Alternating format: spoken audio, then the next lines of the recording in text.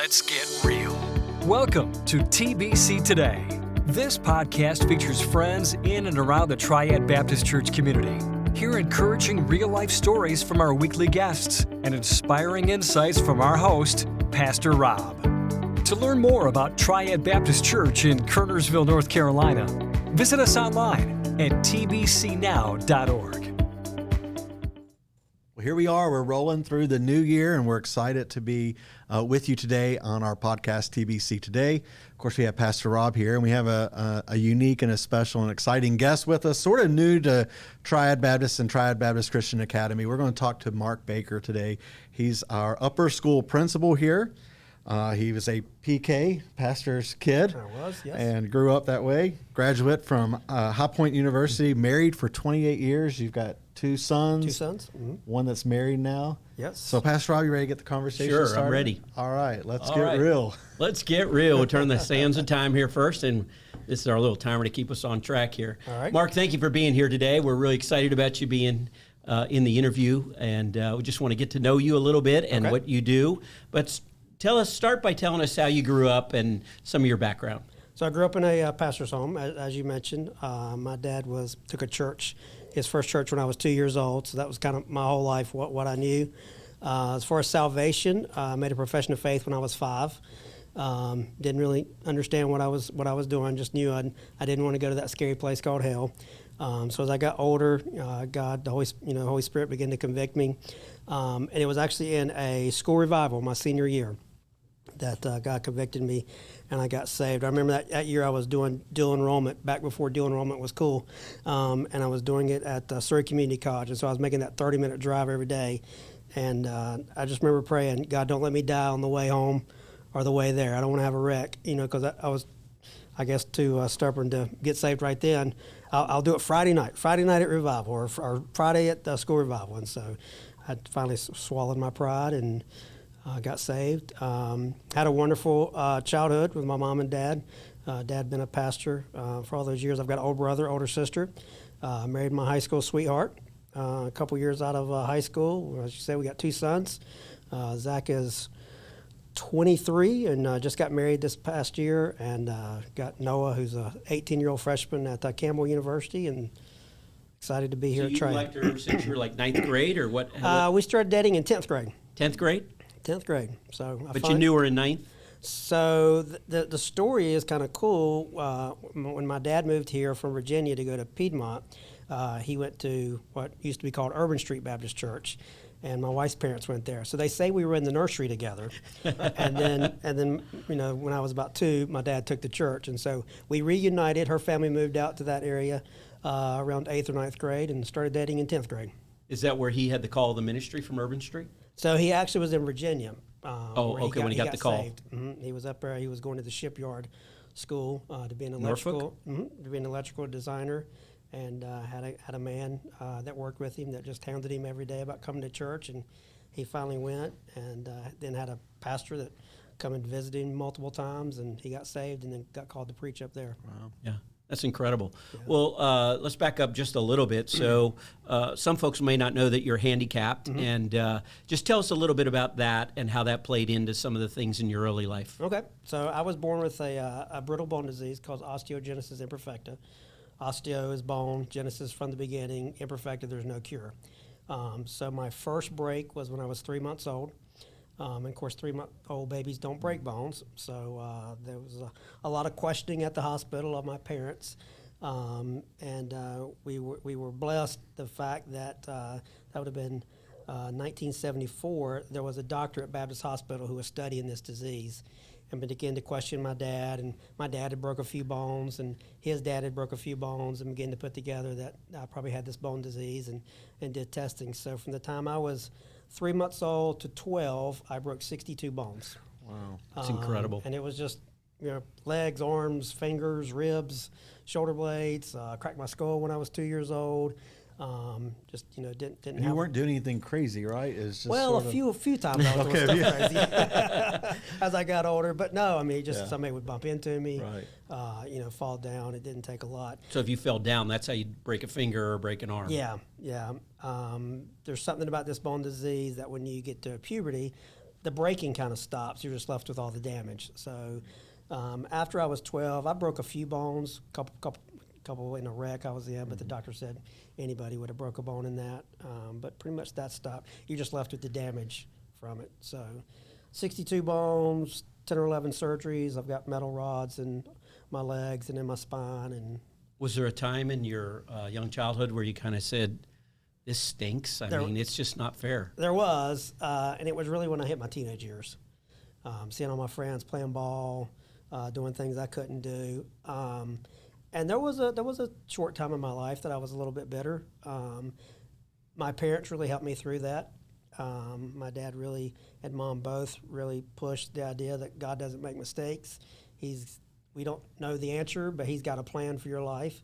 They never let me sit around and sulk and pout about it, and tried to find as many ways as they could to get me involved as any normal kid would be involved in things. How did you do that? If you didn't play sports, what would you do? So I went to a Christian school where my dad pastored, and the coach there, who had been a coach there for many, many years, probably when I was in 6th or 7th grade, kind of took me under his wing and said, "You're going to be my manager," and kind of almost called me like his assistant coach. And so I always traveled with the ball teams. And in fact, what grade were you then? 6th or 7th grade. 6th or 7th, yeah. Okay. And so when I got to my senior year, he let me coach the JV team as a senior in high school. So that kind of, I've always had a love of sports. But it was just people like that in my life that always tried to include me. I had a great group of friends growing up who they never really saw me being in a wheelchair. They just saw me as Mark. Wow. Yeah. And that probably was very helpful to keep that kind of that microcosm safety around you in your life where you felt like it's worth living. It was. That's really neat. I know we're going to come back and talk about your involvement here at our academy, and of course, I've known you, and your reputation's preceded you for years and years in Christian education. One of the things that I love and notice about you a lot, and just in this few months we worked together, is you're very high energy. Yeah. You have a lot of school spirit. Yeah. You're very high energy. Were you always like that? I mean, back when you go back to high school and stuff, were you always sort of? Yeah. I went to a smaller school, and so, you just had to get involved. Everybody was involved in everything. And I've always had a lot of spirit. Yeah. And if you're going to do it with everything you got. Yeah. Out of curiosity, did you ever get a technical? One Technical. I started coaching my senior in high school, and I probably coached about 25 years. I've coached baseball, basketball, soccer for 1 year because I was the athletic director. Couldn't find a coach, so you know how that goes. And all those years, one technical. Wow. And I probably deserved it. Was it basketball? It was basketball. I figured it was basketball. That's really your passion. Yeah, that's cool. All right. So what led you to High Point University? So my wife and I were very seriously dating, even senior in high school, and we knew that we were going to get married pretty quick out of high school. So I didn't want to go off. Wanted to go somewhere local and somewhere that I could still live at home. And High Point just had the right deal at the time. And did you start out in pre-law, or you considered? I did. So I went with a history degree, pre-law. Okay. And about my sophomore, junior year, God told me, I've got enough lawyers. I want you to do something else. Okay. And he really used my bone disease to kind of direct me, and it become clear to me that was the reason I had this bone disease, or one of the reasons, was that I would be able to work with young people, kind of relate to them, of problems and issues they have, and so I switched over to education. Yeah. Almost like you think you got problems. Look what I've been through, and I made it. Yeah, you can too. And that speaks a lot louder than, say, somebody who's had all the advantages of life in a way. So it becomes a very strong counseling kind of approach to life. Yeah. And you feel like you've helped a lot of kids that way? I think so. Teenage years are tough. And a lot of kids, there's things about them that they don't like. And I could share, where if I had my choice, I would rather be 6'5" and walking and, those kind of things. But God has a reason for everything that he does. And we just have to submit to that and trust him. He loves us more than anybody. And his plan is greater than any plan that we'd have for ourselves. And it gave me a lot of inroads with kids to be able to talk to them about things that they were dealing with. Yeah. Would you say, if I asked you what was one of the hardest times in your life, would that go to that, or is there other things that come to your mind? Probably be that. I would say probably my freshman year of high school, sophomore year was kind of the toughest. Excuse me, as I was, again, watching my friends go off and do things that I just physically couldn't do. And would be included as much as I could, but that was kind of the, and of course at that time I was unsaved. I had all these Christian principles and beliefs that I had, but I didn't have a true relationship with Jesus Christ. And so that was a couple dark years. And so in 10th grade, you start dating your girlfriend. Mm-hmm. Was that like a real bright spot for you? That It was. Almost like, am I going to get married? Am I ever going to fall in love with someone? Yeah. And she was a wonderful person, is a wonderful person. Of course, she thought I was, I was a real good fake. So, everybody thought I was this wonderful young Christian man, because I knew all the right things to say. Yeah. It was a good time, a good turning point in my life. So you shift away from pre-law. You go into, what was the degree then? Education. So I finished my undergraduate in history, and then got a master's in education administration. That was at High Point So University, did that at UNCG, Okay. and then through an online program. Okay. Yeah. How did you get involved in teaching in Christian school? So my very first year out of college, I went back and taught at the school where I graduated from. Okay. My dad was the pastor. My brother was the youth pastor. My mom taught there. So when somebody said Mr. or Mrs., I was always, are you talking to me or somebody else? It's a family affair, huh? Yes. And so I realized after my first year, I need to go off and kind of be my own guy. So I took a year off. That's when I went back to school, really started working on my master's degree, and substitute taught in the public school system, and then got a job at a school right after that. What was that like for you? Did it go well? What was that? Is that like was that the clicker for you going in and teaching? Did that kind of like, yeah, I can do this. I love it. Yeah, it just cemented it. I had a good first year at the school I graduated from, but I subbed for a year in the public school system and just had a wonderful year. Were you up in the north part, Surrey County? I did a lot. So in Forsyth, north of Forsyth County. So I did a lot at Northwest Middle School, up kind of in the Rural Hall area. What do you think of today? Like, tell us about the education, what you think's going on today. Like, I talked to teachers today in the public school system, and there's a lot of frustration they feel with that. What's your take on that? So I've got a lot of friends who still teach in the public school system, and a lot of family members. And the biggest thing is their hands are tied. They can't teach what really needs to be taught, and they can't discipline students the way that they need to be disciplined. It's just a sad situation. Yeah. Because you got a lot of great teachers who they got a job, they're just not allowed to do it. Yeah, it seems like over the last 20, 25 years, there's a shift from being run by the administration to being run by the student. Yeah. And these organizations that have literally reversed that to the minority approach of that person should be exalted. Yeah. And it's just kind of, would you say it's backwards or? It is, and kids, that anywhere you put a kid's going to go as far as you let them go. And I would have many times, when I was in Christian school, kids would come to my office and I'd have senior guys who would tear up saying, I wish my parents put more boundaries on me. Because kids want boundaries. It gives them safety. And but if they're not there, they're gonna push out as far as you let them go. And when they're running things, it doesn't go well. And then there's such a focus on what I would say non-important things. What was the original intent of the school, and what is the school doing now? And they don't match up. Yeah. What would you say one of your fears are for Christian school? Like, if we can look at the public school all day long and say these are their problems, but what would you say one of your fears or one of your concerns would be for a Christian school? Well, we have to have the same thing. What is our purpose? What is our mission? And stick very closely to it.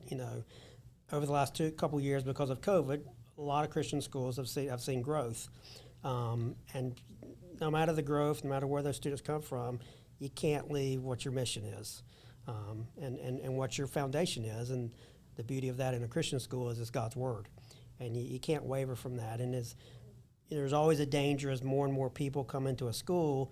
There's pressure even on Christian schools to change a little here, change a little there, get away from, and you just can't get away from that mission and God's Word. Yeah.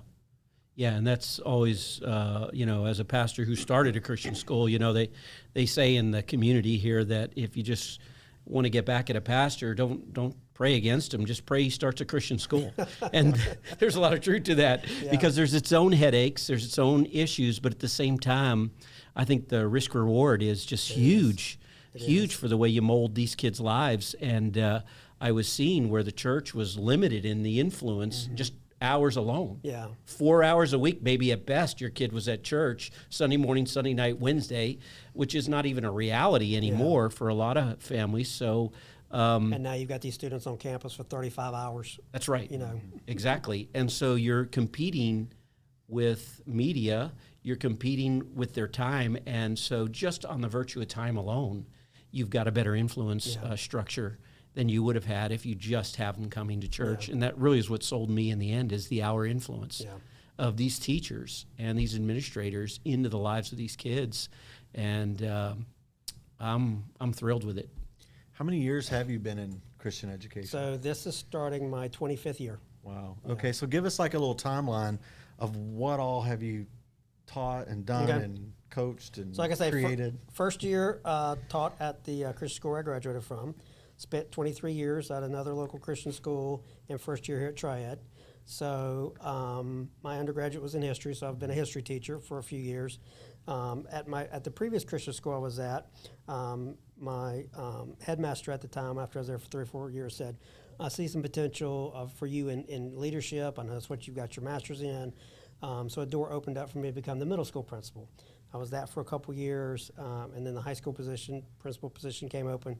So I took over middle and high school, and then a few years later became the assistant head of school.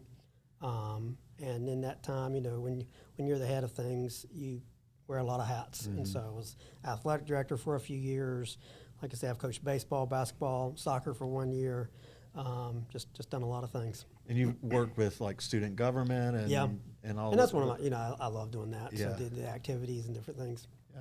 Which brings up a thought to me about kind of your secret passion, or maybe not secret, but you have a lot of interest in politics. I do. Mm-hmm. How did that happen? Like, how did you get to where you were interested in being involved in that? I've always been, even as a child, kind of interested in politics. And I guess the first president I remember was Ronald Reagan.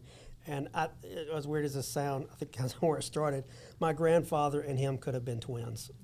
My grandfather looked just like him. Wow. And so when I saw this president, hey, that looks just like my grandpa. I just kind of took an interest in it.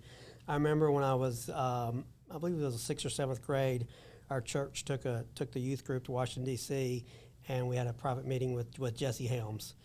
And he let me sit by. I've still got a picture. He let me sit behind his desk, and he said, "One day you're gonna be sitting here in Washington D.C., young man."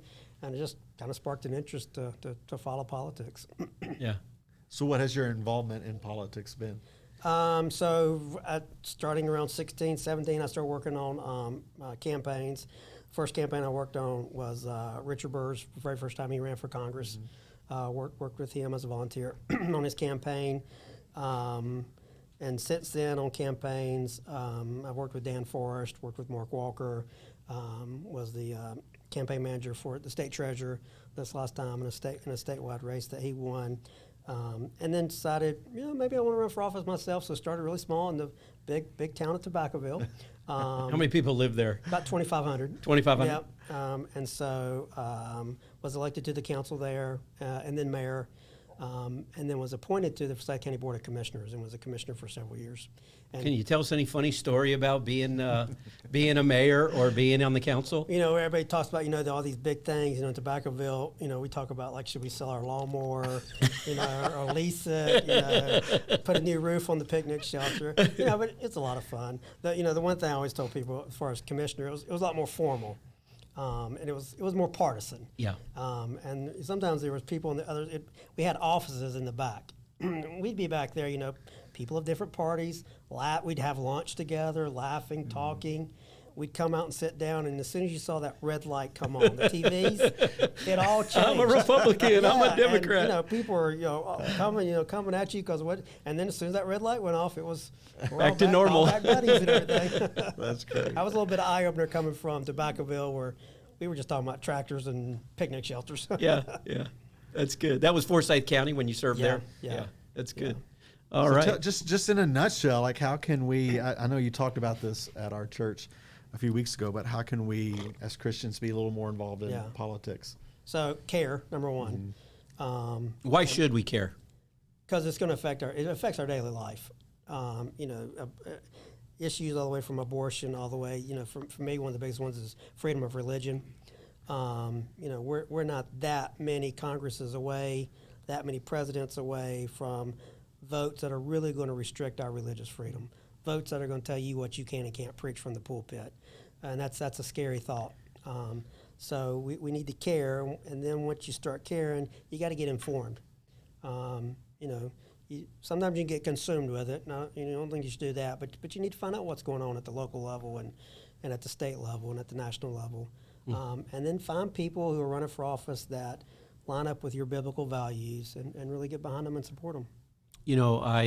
For me personally, as a pastor, I always kind of stayed out of it because my thought, don't entangle yourself with the affairs of this world. Yeah.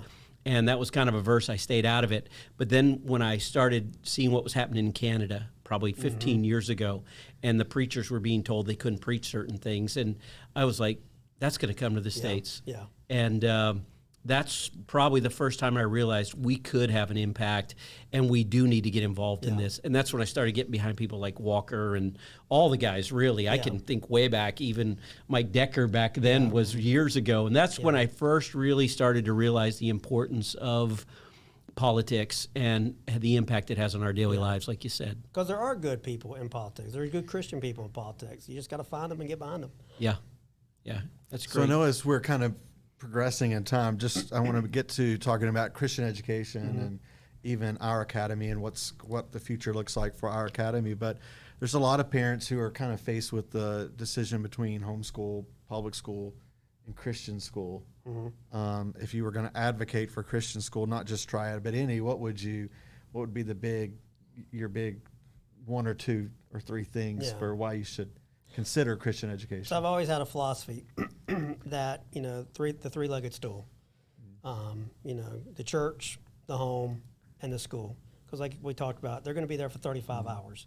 And so where you send your kid to school should line up with what you're teaching at home and what you're getting taught at church. And for so many kids, when you think about the public school system, they're getting taught one thing at church, getting taught one thing at home, and then for 35 hours a week, they're getting taught something completely different. I'm obviously a big advocate of Christian school, getting kids here on campus where we can have a tremendous impact on them, give them a great education, but from a biblical worldview. And then for some people, when they hear that biblical worldview, they think, oh, you have chapel or you have Bible class, but it's way more than that. It's every class, every student is going to have Christian teachers, no matter what class it is, and everything is going to be taught from the lens of Scripture. How do we view this subject through the lens of Scripture? How do you protect that? Faculty. Yeah, you got to have the right faculty. And so, I've seen some Christian schools in the past want to get to a level of academics, and I'm all about that. Academics is extremely important. It's why people pay their money for their kids to go to school. But you can have strong academics taught by the right people, and you can't let that focus. We've got to get this teacher with this certain degree or this certain place, and it's okay if they're not a Christian. That can't happen. You've got to have good quality Christian teachers, and I've worked with a lot of them over the years. So during the past couple of years for us here at Triad Baptist and the Academy, we have sort of shifted in leadership to a headmaster, an upper school principal, and an elementary principal. So with Dr. Patrick as our headmaster and Audra Locklear as the elementary principal, and now you as the high school principal. And it's really, to me, it's been like a power team. Yeah. As the communications director, I'm sort of in and out of everybody's business, I guess, and help a little bit. And I spent 15 years teaching, so I have a heart for Christian education as well. But it's been so exciting, just the new energy coming from the three, who I think it's sort of from the top down trickled into our staff and our teachers and everybody. It's just been a great school year so far. Now we're only halfway through. But what are some of the things that you have loved and are excited about, and some of the things that you see happening in the next 2 or 3 or 4 years? It is a great administrative team. I hope I'm not the weak link of it, but we got a great team, and it does come from Dr. Patrick down. You know, he's a visionary and has a great plan for where he wants to see the school go, and then it's Audra and myself's job to put it into place. We actually have meetings coming up over the next few weeks to talk about some real exciting things that we're going to be rolling out, from fine arts to academic things that we're going to be putting in place for the school. You know, a lot of times people are trying to make a decision. Does the school have everything that my child's going to need? And the answer is going to be yes. Triad's going to have everything that you want for your child. We've got a great faculty here. It was, you know, when I came in, you know, you're always nervous. I was at one place for 23 years. You're a little bit nervous about coming to a new place, but literally within days, I felt like I'd been here for years. It's just a great family atmosphere. We've got really good students and good families here at Triad, and I would just encourage people to come check us out. I know probably 2 or 3 years ago, the Lord started laying on your heart a vision for a new building that would kind of be multi-purpose between the church and the academy. Tell us a little bit about that and how you see that helping them. Well, one thing I've talked to him extensively, and Solomon really, but the emphasis of the academic level classes, the AP, those kind of things are real drawing cards to a parent saying, hey, is my kid going to be prepared to go into college? And then is he also going to excel in such a way that he can push himself beyond just what an undergrad would be? So that has been a passion for me. And then what I saw happen in the last 2-3 years is just this exponential growth from the perspective of the community, and not so much the Christian families, but the families that just want their kid in a different environment. And so we saw really a lot of growth there. And so I realized, as far as the way the school has developed, that we need to really provide opportunity for that to happen, and one of it is space. And so you get dual use. I like to have dual use, triple use, everything. If I could keep this place going 24/7 with any ministry, I would do it. So I'm sold on any ministry that wants to get the gospel out, and what a beautiful way to do that. So that's been my passion. That's why part of the reason we built this building. Of course, we have some other motivations too, but that really became central to thinking through, let's make Christian education an outreach. I never thought I would say that 10 years ago. I thought it'd just be, let's make it discipleship. But it's shifting from discipleship to evangelism. Yeah. And so for me, that is a need to address. And I think we've got to get creative in how we do reach people with the gospel. And what a way, academics right there. Let's tie God to academics. Yeah. Because people in their hearts already have it in them. And all it takes is like a devastation in their life or something. And immediately they cry out to God. Mm-hmm. I've seen that universally. So we want to kind of build that base to the day comes when, hey, I can't pull life off by myself. I need God. Yeah. And we want to be there ready for that when that happens. And that's kind of the way I've been thinking through the school. You just said something that's really kind of a hot topic, a lot of conversation going on in the Christian school movement about discipleship versus evangelism. And so how do you see those, and where do you see us? And I know we're probably both, but we're maybe a little stronger now on the evangelism part, trying to draw people to Christ. So, Ian, going back to what I said earlier, number one, you can't waver from your mission. You got to have a strong faculty that are devoted Christians. I like the idea that we have an evangelism outreach, but you can't let that outweigh. Right. You want the atmosphere of your school to be an atmosphere where right is encouraged, and so there is a balance, and I think Triad has done a great job with that balance of maintaining it.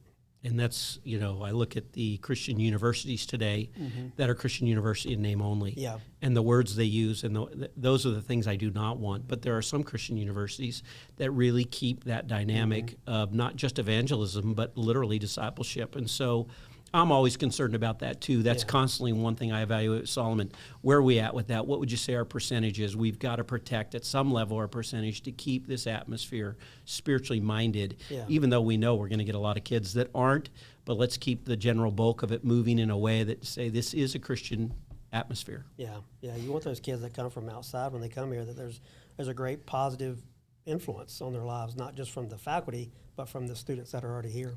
And I feel like I'm not afraid to say, we got to kick a kid out, let's kick a kid Yeah. out. I hate that. I hate to kick kids out, but there's times where that has to happen because you're not really going in our direction, Yeah. and let's just part ways, be friends, but Yeah. really you need to think that through. So as we sort of wrap this up, you mentioned at the beginning of this episode the people who were influential with you and who helped you, and tell us some of the things that we do here at the Academy to help with the discipleship, the mentoring, the spiritual growth, the ability to deal with the chaotic world that we're living in. What are some of those things that we do on a positive, encouraging note? Let's end it that way. So we, Dr. Patrick had a kind of a vision this year to put some things in place. That he already had some ideas, and then when I came, kind of helped him put it in place.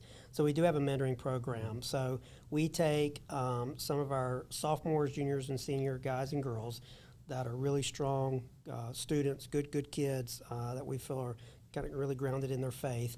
And we match them up starting as young as sixth graders. And so one time a week for about a 20-minute session, a 10th grade guy may have 8 or 9 sixth grade guys, and they meet for prayer. There's a devotional book that they're working their way through. And I've seen from a lot of the groups, I kind of go around and sit in and listen to the groups. You've got kids that are asking questions to maybe that junior girl that they wouldn't ask to mom or to a teacher, real life stuff. And that's been real exciting to watch. We also put in a leadership training. So all of our students, 6th grade and up, are going through a leadership program that's really character-based driven, that if you're going to be a leader, you've got to have these character traits in your life. That's been really exciting to watch, that we're going to continue on after this year. Yeah, that's great. It's great. That's cool. Hey, thank you so much for being here, Mark. Appreciate This is it. wonderful. Thank you. Yeah, it's been a great episode. And if you would like to learn more about our academy, Triad Baptist Christian Academy, in fact, enrollment opens very, very soon. Check us out at tbcanow.org. If you'd like to learn more about our church, visit us online at tbcnow.org. If you enjoyed this episode, take a minute to give us a comment, like it, share it, let other people know about our podcast, TBC Today. Hope you have a great day. Thanks for joining us this week on TBC Today. We want to connect with you, so make sure to visit our website, tbcnow.org, and subscribe, rate, and review the show in iTunes, Spotify, or Amazon Music. Don't forget to share this episode with a friend, and be on the lookout for our next conversation.